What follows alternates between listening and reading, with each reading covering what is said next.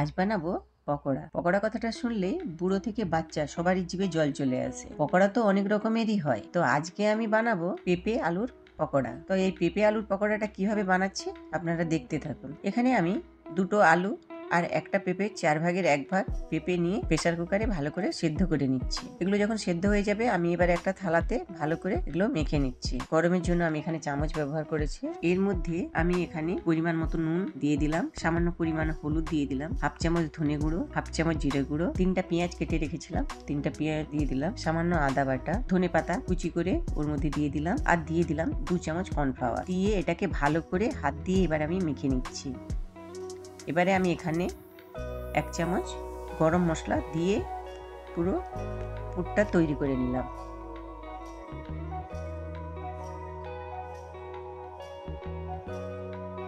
এবারে তেলটা এদিকে গরম হয়ে গেছে, আমি এবারে পকোড়াগুলোকে খুব ছোট ছোট করে ভেজে নিচ্ছি।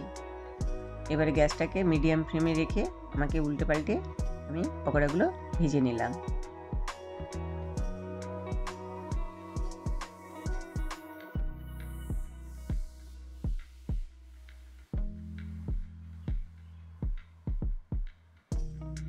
এবার আপনি সসের সঙ্গে এগুলো খান, বিকেলটা পুরো জমে যাবে।